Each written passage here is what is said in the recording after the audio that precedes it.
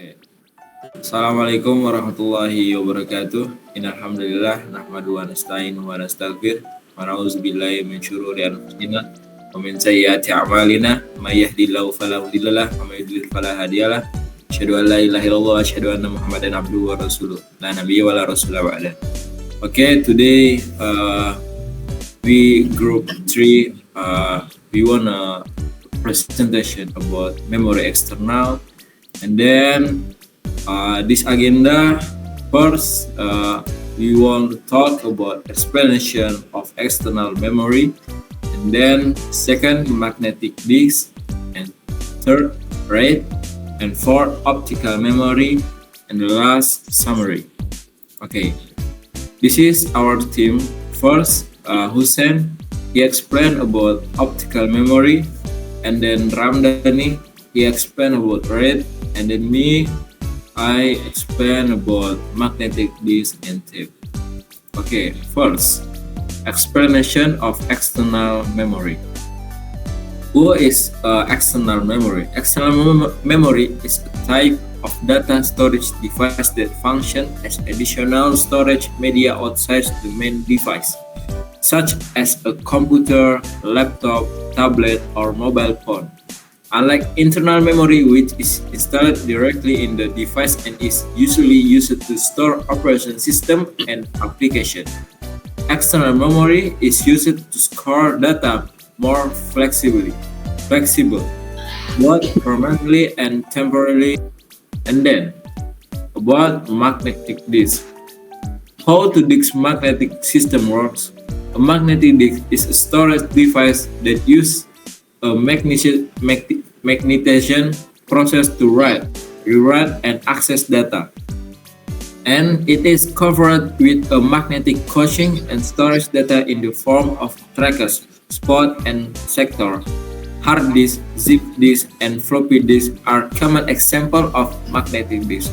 And then this to use magnetic process to write this, and then how to do disk magnet system works. First, most magnetic disks consist of a rotation magnetic surfaces, or call it a platter.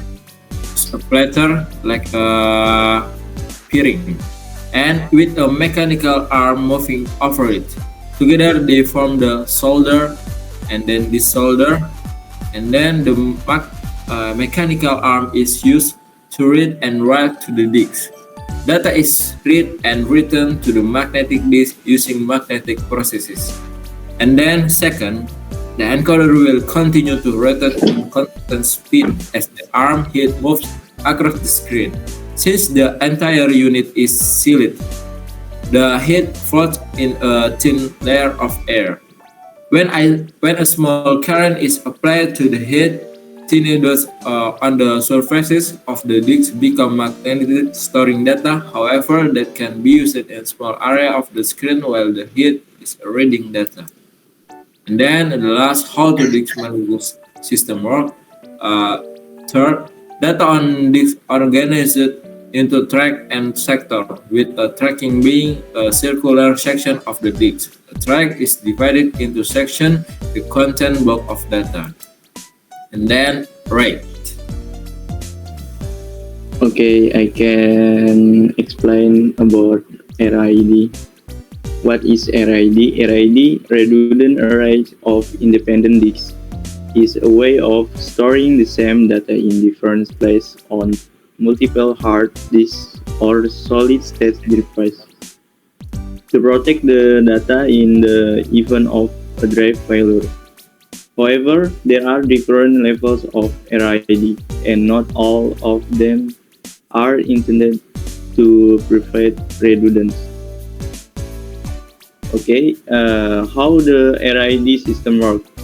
RAID is a method for storing data on multiple disks and improving performance by overlapping EO operation.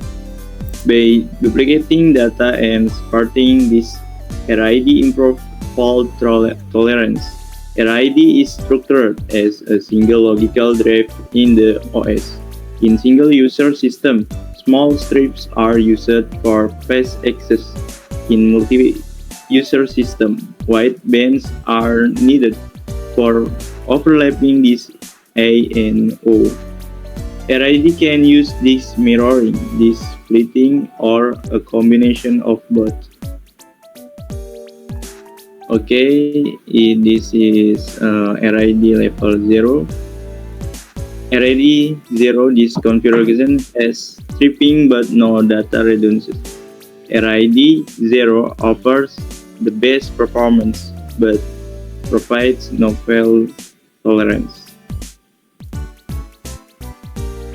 RID is level 1. Also known as disk mirroring, this configuration consists of at least two drives that duplicate data storage. There is no data separation. Read performance is improved, since both disks can be read at the same time. Word performance is the same as for single disk storage. Level 5. RID level 5 is a block level stripping based RID level with party information stripped across each drive to maintain array performance if a single drive fails. Will better than a single drive it is not as high performance as RID 0. A minimum of 3 disks is required, with 5 disks recommended for optimal performance.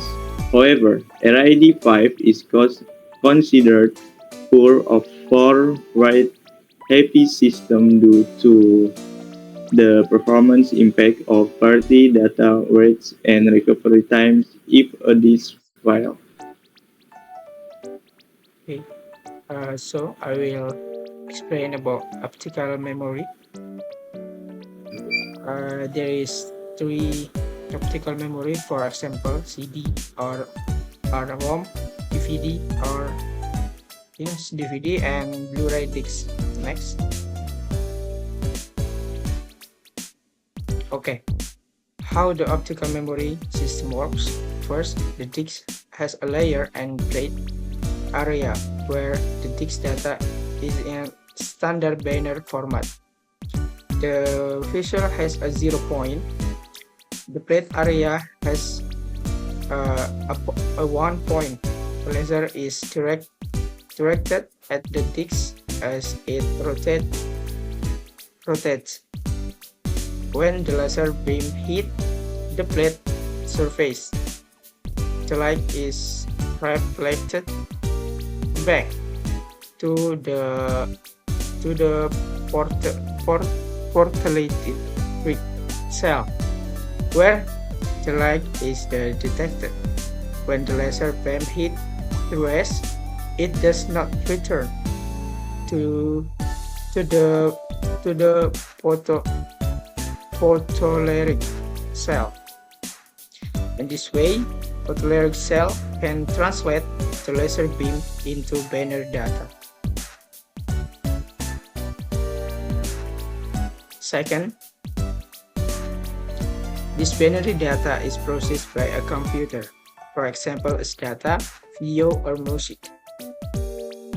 The amount of storage on optical disk depends on the number of the grooves and on the physical disk and the data type of laser used to read the disk.